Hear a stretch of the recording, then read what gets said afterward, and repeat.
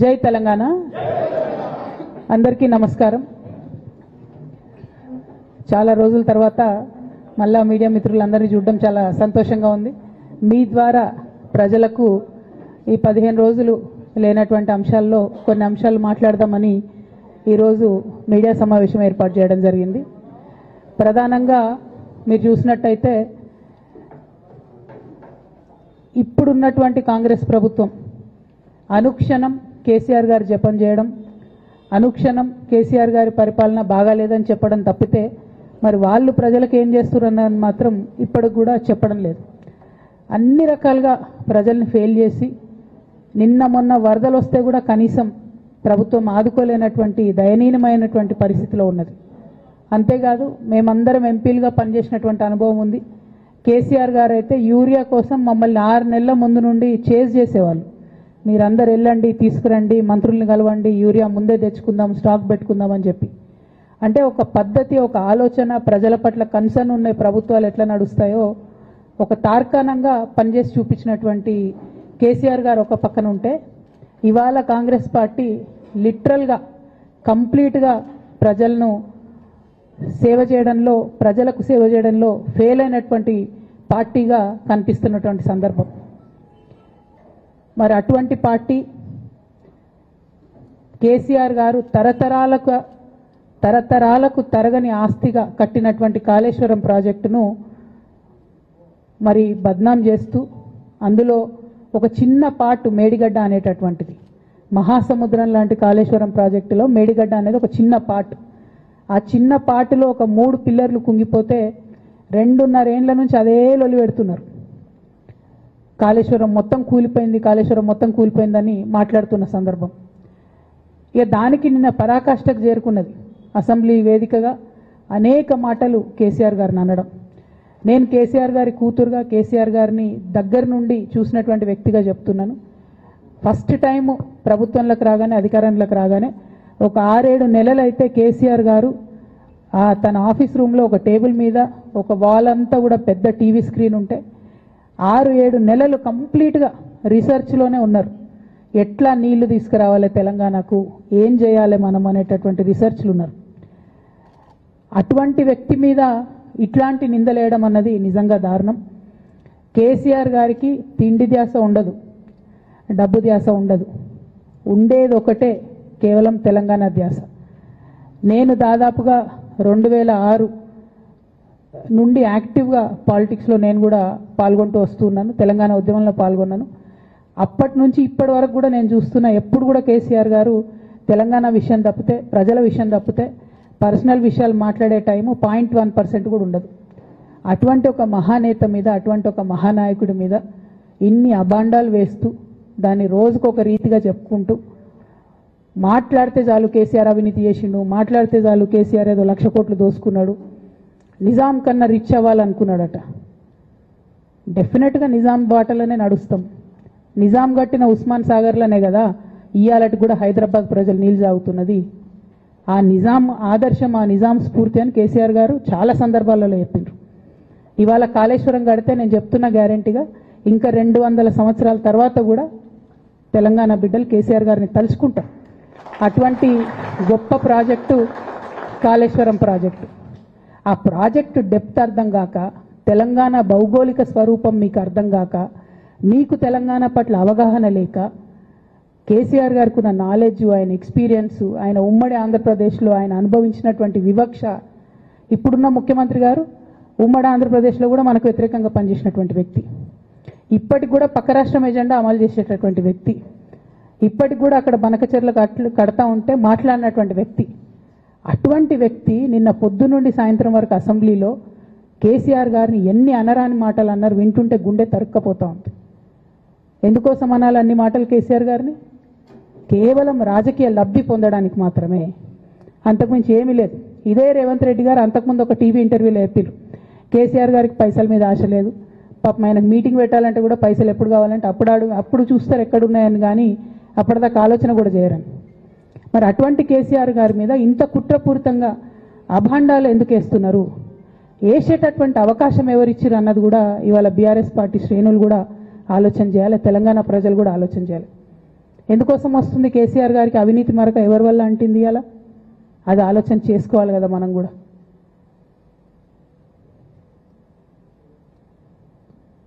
కొంతమంది కేసీఆర్ గారి పక్కన ఉన్నటువంటి వాళ్ళు కేసీఆర్ గారి పేరు చెప్పుకొని అనేక రకాలుగా లబ్ధి పొంది వారు చేసినటువంటి అనేక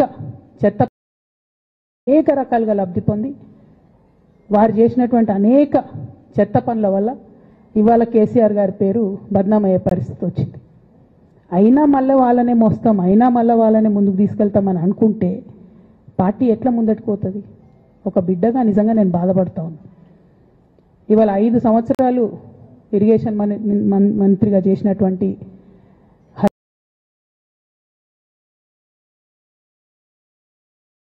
హరీష్ రావు గారిది మేజర్ పాత్ర లేదా దీంట్లో? అందుకే కదా కేసీఆర్ గారు వారిని సెకండ్ టర్మ్లో తప్పించిండ్రు. ఈ మొత్తం కాళేశ్వరం ఎపిసోడ్లో కేసీఆర్ గారికి మరక అంటిందంటే 2-3 వ్యక్తులు కారణం.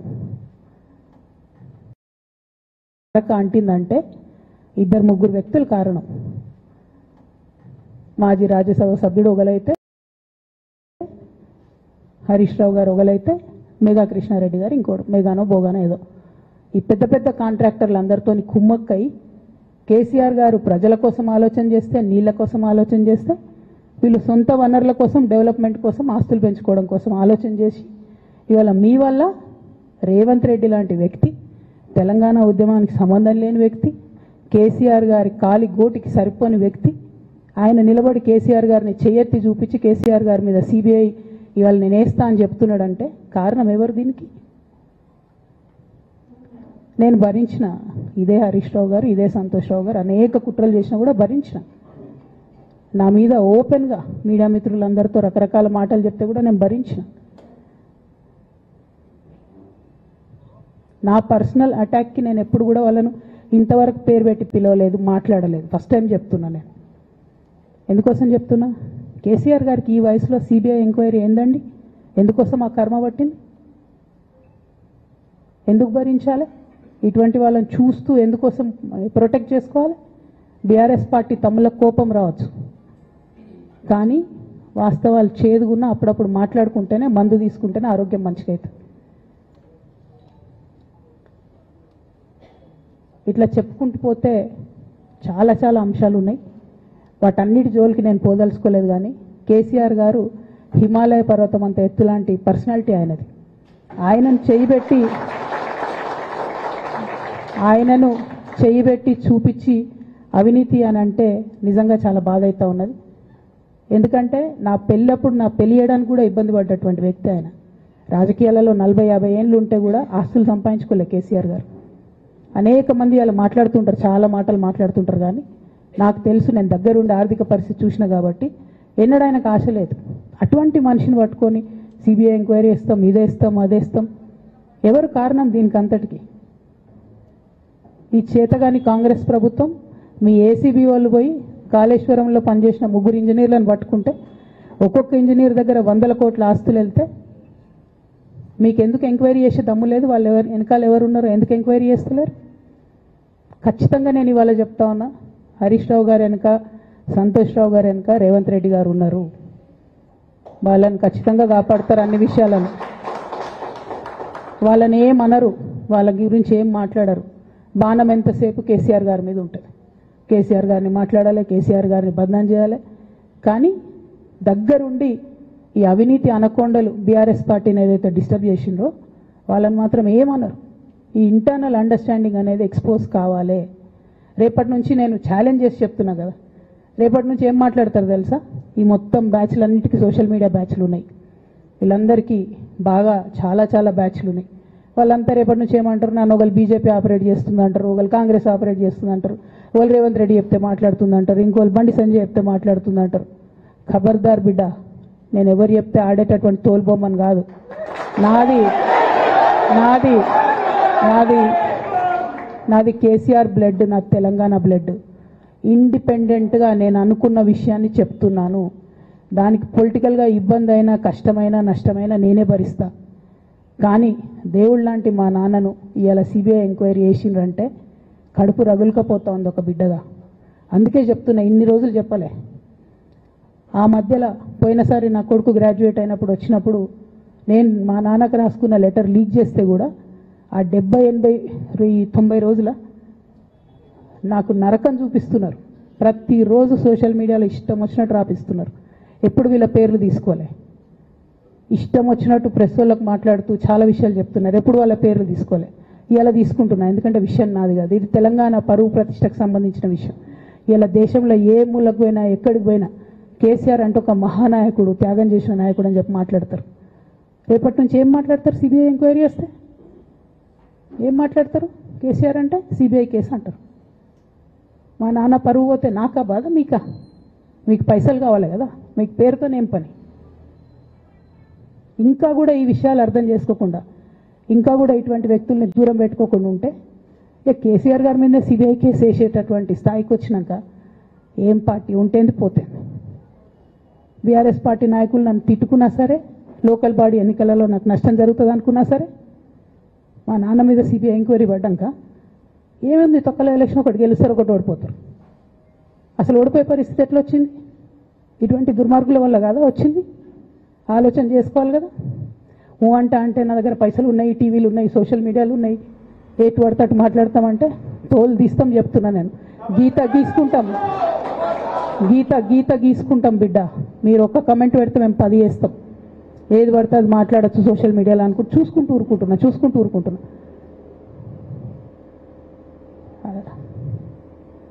పెద్ద సార్ దగ్గరకు వచ్చినాక ఇక కాంప్రమైజ్ అయ్యేది ఏం లేదు. ఘోష్ కమిషన్ వేసిన రోజే నేను చెప్పిన, ఎందుకు రియాక్ట్ కాలేదు పార్టీ అని అడిగిన ఆ రోజునే. నిన్న సిబిఐ ఎంక్వైరీ వేస్తున్నా అని రేవంత్ రెడ్డి గారు అసెంబ్లీలో చెప్తే తెలంగాణ బంద్ ఖాళీ వద్దా, బగ్గు మనొద్దా తెలంగాణ? ఎట్లా మాట్లాడతారు? నిజంగానే మనిషి అవినీతి అయితే, నిజంగానే మనిషి డబ్బులు తినోడైతే వేరు మాట. ఆయనకు తిండి మీద కూడా ధ్యాస ఉండదా బాబు? తెలంగాణ అదే పిచ్చి. అట్లాంటి మనిషిని పట్టుకొని ఇవాళ ఏది పడితే అది మాట్లాడితే కూడా రియాక్ట్ కాకపోవడం చాలా దారుణం, చాలా దారుణం. నేను దీన్ని తీవ్రంగా ఖండిస్తున్నా. At the same time Congress government PC Ghosh commission వేసిండ్రు. రెండేళ్ల నుంచి టైంపాస్ చేస్తారు. ఆ కమిషన్ రిపోర్ట్ వచ్చింది. ఆ రిపోర్ట్ నిన్న అసెంబ్లీలో పెట్టిండ్రు. ఇంకా దానికి ఏమిట్లకేం లేదు, దాంట్లోకి ఏం చర్యలు తీసుకుంటారో చెప్పారు, ఏం చేస్తారో చెప్పారు. తక్కువ సిబిఐకి ఇచ్చేస్తారు. అంటే ఇది ప్రీ ప్లాన్డ్, ప్రీ మెడిటేటెడ్, ఖచ్చితంగా కేసీఆర్ గారి ప్రతిష్ట దెబ్బతీయాలనేటటువంటి ప్రీ మెడిటేటెడ్ అటాక్ తప్పితే ఇంకోటి కాదు. ఇన్ని ఏజెన్సీస్ ఉన్నాయి రాష్ట్ర ప్రభుత్వంలో. మీ ఏసీబీకే దొరికింది కదా ఇదే కాళేశ్వరంలో అవినీతి తిమంగళాలు. ఏమైంది అది? ఏమైంది ఆ రిపోర్ట్? ఏమైంది? వాళ్ళ మీద చర్యలు ఏమైనాయి? దాని కంక్లూజన్ ఏంది? ఒక్క చిన్న ఎంక్వైరీ కూడా ఇప్పటివరకు కంక్లూడ్ చేయలేదు కాంగ్రెస్ గవర్నమెంట్. ప్రచారం ఎక్కువ, పని తక్కువ. ఎప్పుడైనా మీ తప్పిదాలు బయటపడుతున్నాయి అనుకుంటే, ఎప్పుడన్నా ప్రజలు తిరగబడతారు అనుకుంటే వెంటనే ఒక రిపోర్ట్ వేయాలి, వెంటనే కేసీఆర్ మీద ఒక ఆరోపణ చేయాలి. ఇప్పటికి కూడా రేవంత్ రెడ్డి గారికి కేసీఆర్ గారి పేరు చెప్పుకోకపోతే ఆయన ఫోటో కూడా పేపర్లో వేరేమని భయం పాపం. అందుకని ఆయన రోజు పొద్దుగాలేస్తే కేసీఆర్ని తిట్టుడే తప్పితే ఇంతవరకు కూడా వేరే ఆలోచన చేయడం లేదు. మేము డిమాండ్ చేస్తూ ఉన్నాం కాంగ్రెస్ ప్రభుత్వాన్ని, మీరు బట్టగాల్చి మీదేసినట్టు ఆరోపణలు వేయడం కాదు, మీకు దమ్ము ధైర్యం ఉంటే నేను పేర్లు కూడా చెప్పిన, చూడండి ఎక్కడి వరకు పోతారో చూస్తాం. మీకు అండర్స్టాండింగ్ లేకపోతే మీకు అండర్స్టాండింగ్ పెట్టుకొని కేసీఆర్ గారిని టార్గెట్ చేయడం ఇది పొలిటికల్గా కరెక్ట్ కాదు. మన రాష్ట్రంలో ఇటువంటి వాతావరణం ఇదివరకు లేకుండే, రేపు పొద్దున కూడా ఉండొద్దని చెప్పి నేను కోరుతాను. కాంగ్రెస్ ప్రభుత్వం కేవలం కాళేశ్వరం విషయమే కాదు, బీసీల విషయంలో ఎంతగా మోసం చేస్తున్నారు. ఫస్ట్ ఏమో బిల్లు పెడతారు, మేమందరం లొల్లి పెడితే టైంపాస్ చేసి 1.5 years తర్వాత బిల్లు పెట్టిరు. బిల్లు పెడితే కనీసం గవర్నర్ దగ్గర పోరు, కనీసం రాష్ట్రపతి దగ్గర పోరు, ప్రధానమంత్రి దగ్గర పోరు. గవర్నర్ పెండింగ్ పెట్టుకుంటే ఎందుకు సుప్రీంకోర్టు కోతలేరు? ఇంకా కూడా మళ్ళీ ఛాలెంజ్ చేసి అడుగుతా ఉన్నాను నేను, ఎందుకు సుప్రీంకోర్టు కోతలేరు? మీరు September 30 లోపల ఎన్నికలు చేస్తామని చెప్పిండ్రు. September 30 లోపల సుప్రీంకోర్టుకు పోండి. డీమ్ టు బి అప్రూవ్డ్ అనుకుంటే ఇదే ఎలక్షన్లో బెనిఫిట్ అవుతుంది కదా బీసీలకు. ఆ తర్వాత ఇంకొక ఆర్డినెన్స్ తెచ్చిరు, అది పెండింగ్ ఉంది గవర్నర్ దగ్గర. కనీసం దాని మీద సుప్రీంకోర్టుకోండి, దాని మీద కూడా పోతలేరు. మళ్ళీ నిన్న కొత్త కథ, 50% స్లాబ్ ఎత్తేస్తామట. కామెడీ రోజు రోజుకి ఏంది ఇది? ఎందుకోసం అంటే ఇదంతా బీహార్లో ఎన్నికలు అవుతున్నాయి. వాళ్ళ రాహుల్ గాంధీ గారి పిఆర్ యాక్టివిటీకి రోజు ముచ్చడి చెప్పాలి ఆయన. ఇక్కడ వీళ్ళు నిన్న 50% క్యాప్ ఎత్తేస్తున్నామని కొత్త కథ చెప్పిండ్రు. మీరు చూడుని రేపెల్లుండి నుంచి రాహుల్ గాంధీ బీహార్లో ఏం మాట్లాడతాడు. హమ్నే 50% సీట్ తోడది అంటాడు ఆయన బీహార్ ఎన్నికలలో. ఆయన అక్కడ చెప్పుకోవాలి కాబట్టి పిఆర్ యాక్టివిటీ కోసం వీళ్ళు ఇక్కడ చేస్తున్నారు తప్పితే బీహార్ ఎన్నికల కోసం తెలంగాణ బీసీ బిడ్డలను బలిపెడుతున్నారు రేవంత్ రెడ్డి గారు తప్పితే నిజంగా చిత్తశుద్ధితోని బీసీలకు ఏదైనా బెనిఫిట్ చేద్దామనే ఉద్దేశమే మీకు లేదు. అటువంటి ఉద్దేశం మీకు ఉంటే మీ వైఖరి ఇట్లా ఉండదు. కేవలం కాంగ్రెస్ పార్టీ బీసీలను నయవంచన చేస్తున్నది. మీరు ఇట్లనే చేస్తుంటే బీహార్ ఎన్నికలు వస్తే మేము తెలంగాణ జాగృతి మొత్తం పోయి బీహార్లో మీకు వ్యతిరేకంగా ప్రచారం చేస్తాం. తెలంగాణ బీసీలను మీరు మోసం చేసిరని చెప్పి అక్కడికి పోయి కూడా మీకు ప్రచారం చేస్తాం. మీ యొక్క బండారం కూడా బయట పెడతామని ఈ సందర్భంగా నేను తెలియజేస్తా ఉన్నా. బీసీల విషయమైనా కాళేశ్వరం విషయమైనా చిత్తశుద్ధి లేనటువంటి కాంగ్రెస్ పార్టీని ఖచ్చితంగా మీ వైఖరిని ఎండగడతామని చెప్పి తెలియజేస్తూ సిబిఐ ఎంక్వైరీ చేసుకున్నా మీరు ఏ ఎంక్వైరీ చేసుకున్నా కేసీఆర్ గారు మాత్రం కడిగిన ముత్యంలాగా బయటకు వస్తారని మళ్ళొకసారి తెలియజేసుకుంటూ మీ అందరి దగ్గర కూడా నేను సెలవు తీసుకుంటా ఉన్నాను. Thank you. జై తెలంగాణ, జై జాగృతి, జై కేసీఆర్.